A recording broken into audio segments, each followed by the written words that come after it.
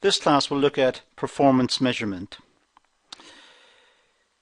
To start, we need to look at the resources of the business. We need to see what we've got. What are the stocks in the stores? What are the machines? What's the office capacity? What are the skills of the personnel within the business? We need to see the full picture of resources that the business has got at its disposal. And out of this picture of the resources, we can draw up the operating plans and budgets. We can work out what resources should be dedicated to what processes, in what times, and the scale of the amount of the resource that is going to be given to each process. So this will be done in conjunction with senior management, with the accountants, and with the departmental managers, the production manager, perhaps the office manager, whoever. So operating plans and budgets will be based on the resources of the business. And following from this, the actions of the business will be determined, what the business will do, what processes are covered by the budgets, what has been accounted for, what can the business work on.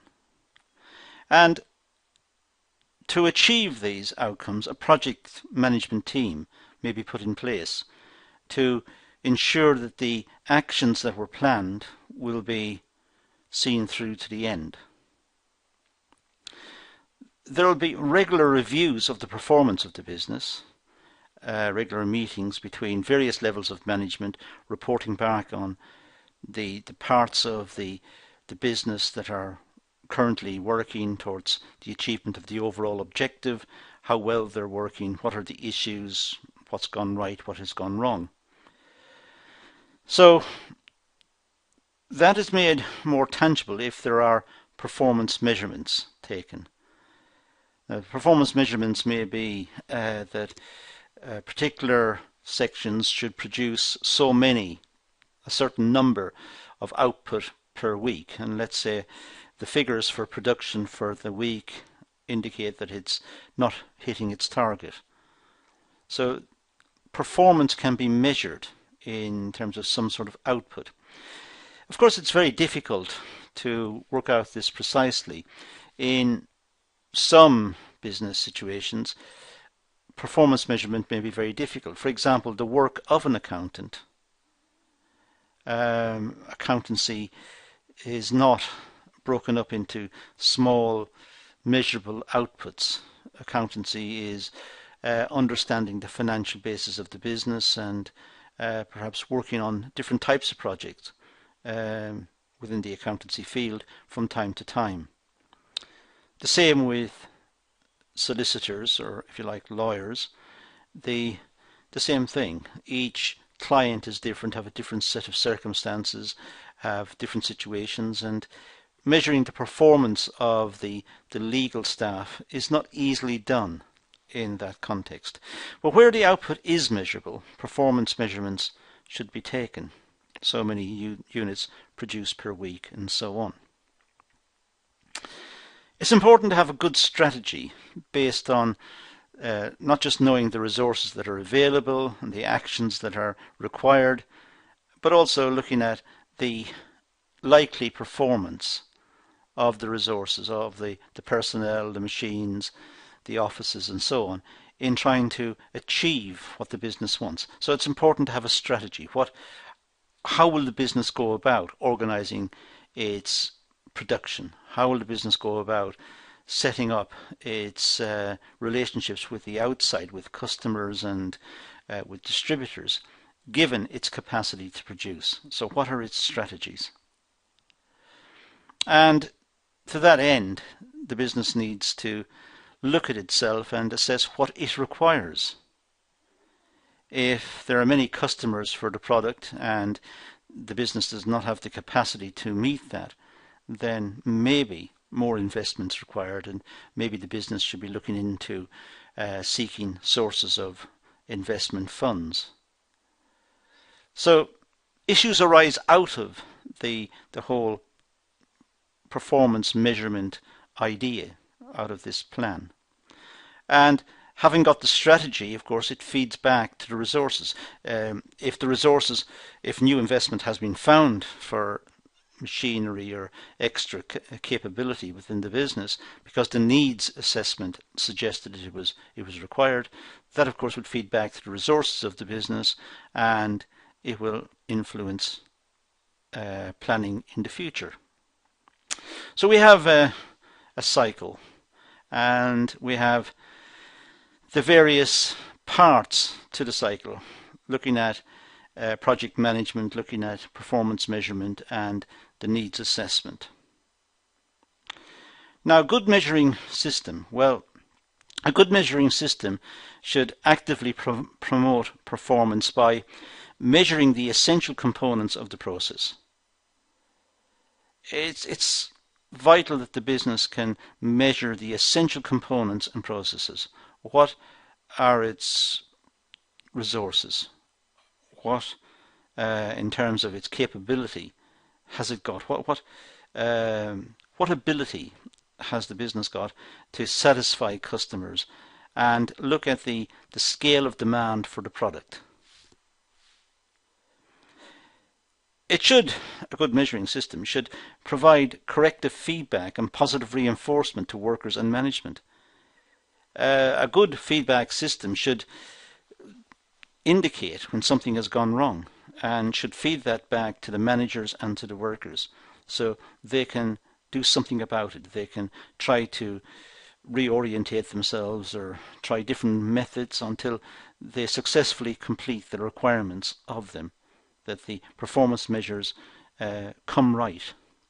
But also, if the performance measure was to say that they were overachieving, then that should be fed back to the workers and to the management as well, because that's something that should be praised and they should be congratulated on their efforts. Now, the characteristics of a good measurement system. Well, an effective performance measurement system should have the following attributes.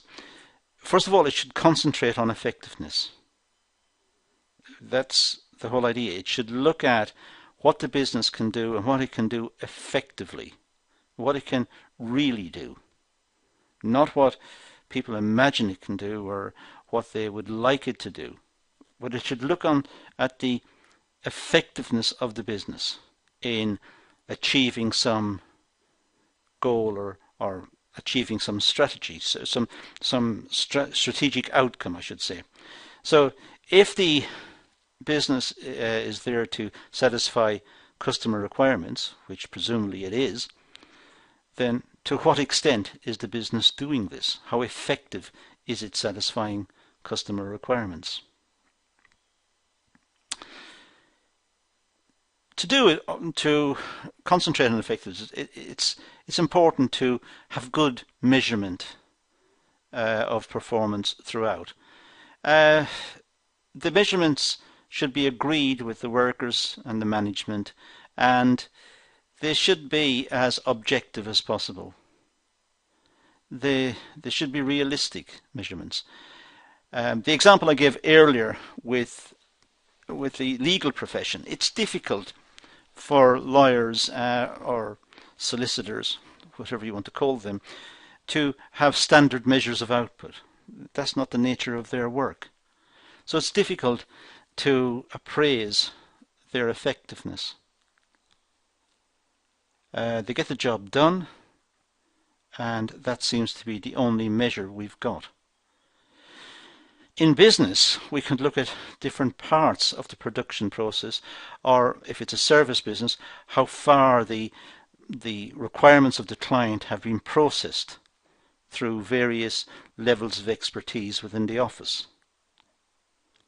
But it is vitally important that the business can try to measure how well it's doing, because without measures it is really just drifting along. It's not being very precise, and it leads to bad management because there's a lack of control. It's also, of course, important to measure less. Uh, the measurement process, measuring the effectiveness of the business or looking at the effectiveness of a particular process, it should not be intrusive. It should not stop the process. It shouldn't be measured to such an extent that it impairs the process itself. It gets in the way. It slows the work down because people are so keen to measure that they've measured everything so much that nothing is happening. They simply got in the way of the people doing the task. So measure less is a good idea. And always try to look into the future, look at measurements and look at good measurement systems and learn from the activity and try to implement change if desirable so that future measurements can benefit from the experience of the past. Future measurements and future measurement systems will not start from scratch. They will build on what happened in the past. It's also important to focus on the key result areas. Look at the objectives, the key result areas. These are the functions or divisions of performance in which the organization must continually improve to be successful. So the key result areas, these are the essential areas that the business must get right if it's going to compete against others in the market, if it's going to attract customers, if it's going to have good feedback from customers. The key results areas are essential. So it's important to identify what is core, what is the core activity. Get the core activity right and try and fix everything around it. But it's essential that the key result areas are fixed and monitored effectively. An example of key result areas could be customer, product, service and marketing. It's important that the customer is happy with the product, that the product meets the customer's requirements, it's delivered on time, it's good quality, it's at the right price, and also the marketing personnel who will perhaps be instrumental in giving after-sales service, that they have been honest and realistic and fair with the customer in their dealings with the customer and kept the customer informed at various stages in the waiting process between the ordering time and the delivering time. Another key result area is the public, society and the natural environment. It's important that governments deal with us openly and effectively. Not continue to pursue policies which are perhaps injurious to the environment and to the society in which we live. But also, it's important that companies, going back to the commercial side, companies deal with the public and society and the natural environment in a way that projects a positive image of the business. It's important that companies do not pollute or destroy the environment or behave in a wasteful manner. Their green credentials should be obvious and should help in promoting a good reputation, a good image of the business, so that the public or the wider society see the business in a positive light. And this might be a key result area for the business. So it can happen on the macro level, governments behaving properly. It could happen on a family level, that we behave properly. We try to be responsible to the environment. But businesses also. Human resources could be a key result area, that people are managed effectively and with respect, that their dignity is respected, that they're working in a clean environment. It's not injurious to their health.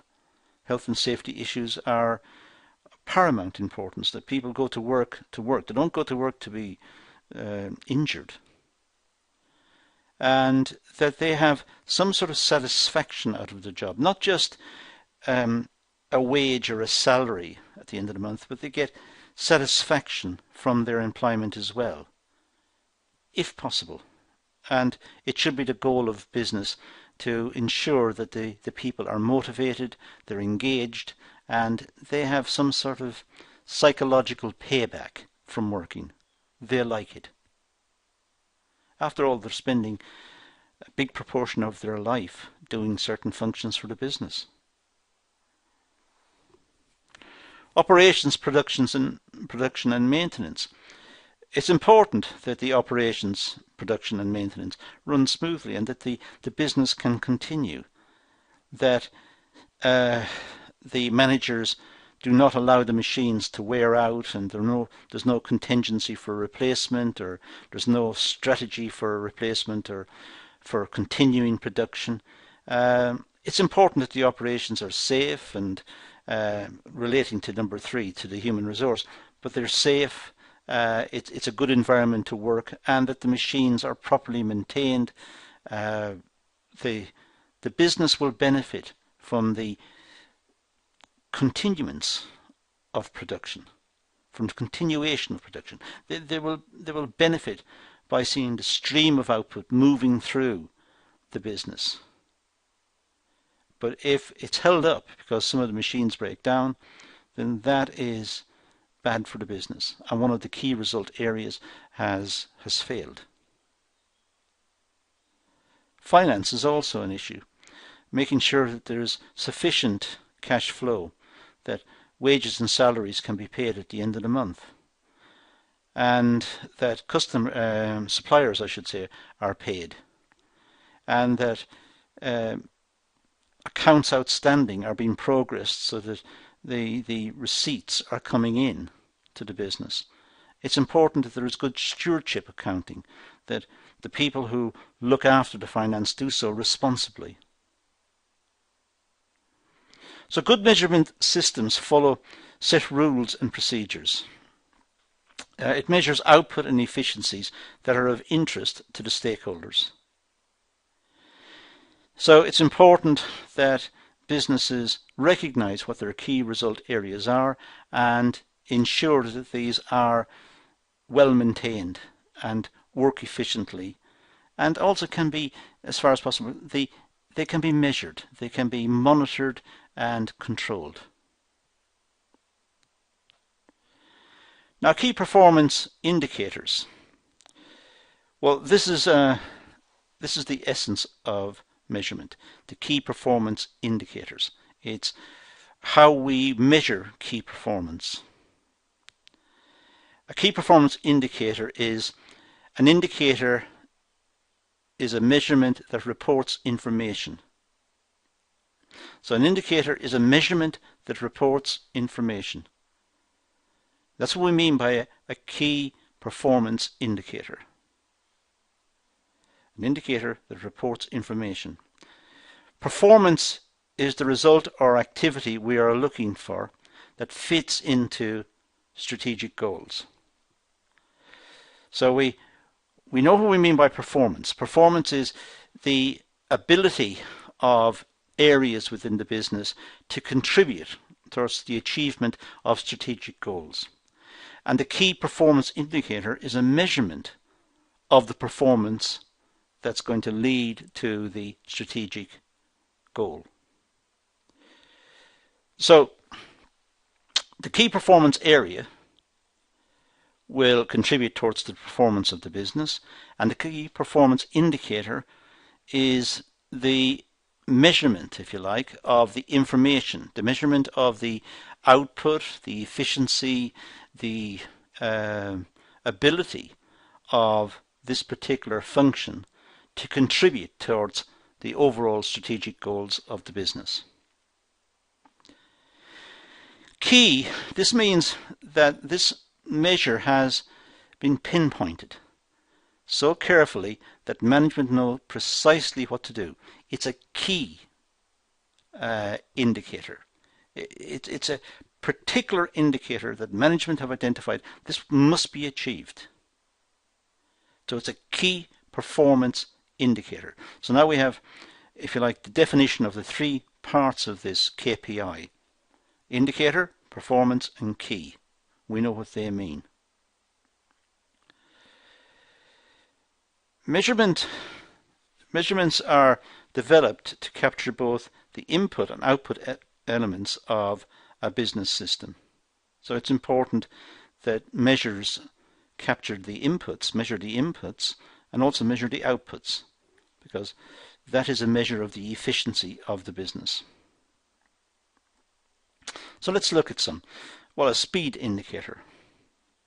It looks at response time records. How long does it take for maintenance to get a machine back running if it breaks down? How long does it take the stores in a business to deliver the raw materials to start the production cycle? What's the response time? How long does it take before they respond to the request to get something moving? What's the turnaround time? How long does it take from start to finish? When a process is started, how long does it take to get to the end? That's the speed indicator. Look at the cycle times. The cycle times could be defined as not just the speed of that particular process, but all of the ancillary parts, and look at the overall speed of the production system, start to finish, the whole cycle. It could look at one particular aspect of it, look at all of the surrounding functions that go to fit with that particular process. But more than likely it relates to the whole system.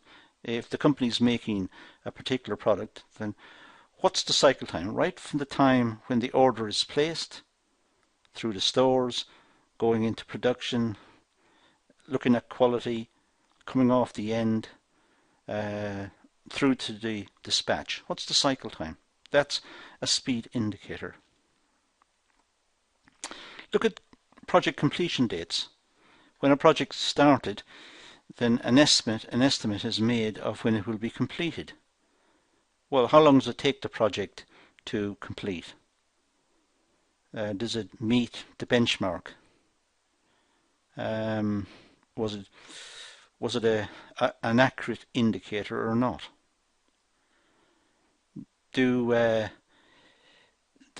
production, or does the functions of the business meet the scheduled time records? Do they meet what people expected? And look at the scheduled time records themselves. Are the scheduled times, are they realistic? When work is scheduled, has it been properly planned out? We've also got accuracy indicators. These could be judgment-based surveys. Depends on the nature of the product, but is the product of good quality? Was the product delivered on time? What were the deficiencies in the product? Now, it could be that these are subjective. They could be based on surveys from customers, or based on the reports, general reports from the line management. So it's a whole series of judgment-based survey sources, focus groups, for example, getting a number of people together to discuss particular issues in the business and getting their opinions about how well the particular process is working or what can be improved. Setting out comment cards, asking people for their comments on certain parts of the production process to see if there's any improvements that could be suggested would help. Telephoning customers and asking them for their feelings about the product when they've purchased it. Advisory panels, setting up regular meetings of people, perhaps from the outside the business, as well as key people from within the business who advise the business on the product or how it's working, or where it should invest or where it should move to next. And talking to the community where the business is placed. How does the community see the business? Is the business being fair to the community? Does it enjoy a good reputation amongst the community? Does it create a lot of noise and pollution, or is it a good employer? What's the feeling about the business in the community? Because this may help in developing the reputation of the business, which will help future sales. Meeting design specifications or passing an inspection point that ensures the product works. Well, it's important that accuracy indicators tell the management how well the product fits the requirements as laid out in the specifications. If a product doesn't meet those requirements, it's failed a quality test. It's no longer the product that was planned. So if it moves forward in the production cycle, then it must have met the required specifications. Otherwise, it should be rejected. And it could also look at customer returns or warranty claims. Sometimes customers return the product because it doesn't fit what they wanted. It's not precise, it's not well built, it has poor quality, it doesn't meet the specifications. And the accuracy indicators should point this out. So returns from customers is an accuracy indicator. It tells the business something is wrong and it needs to be fixed. There are also volume indicators. Measures the amount of output or results from a specific activity or program. So it looks at the amount of output from a particular program. It may be measured by the number of units produced. That could be the volume indicator. How many items was produced last month? And how does that compare with the previous month? So it's a volume indicator. It's the number of completed transactions. It could be the percentage share of the market. That could be looking at the performance of the business. Is the share of the market increasing or decreasing? How well is the business doing in the marketplace? It could look at back order statistics. How many back order statistics were met on time? How many were not met on time? Now that overlaps with speed indicators and accuracy indicators, but also volume indicators. Did the work go through? Did it go through on time? What was the number of failed sales due to issues of stock and stock control? How many customers cancelled their orders because the item was not in stock, was not available? So these are typical types of volume indicator, but we just picked out 3 here to look at: speed, accuracy and volume. There are many other indicators, key performance indicators, that businesses may use. And this one class, you'll notice at the bottom it says measurement part A. Well, that suggests there are more parts for this particular class. So it's important that you carry on now and look at the other videos in this area. It is important because it gives management feedback as to the performance of the business and enables management to make corrective decisions, to put things right, things that perhaps were failing or were not up to standard. So it's important that this part of measurement is clearly understood. That's all I'm going to deal with, however, in this particular session, so I'm going to leave it at that and say thank you for watching.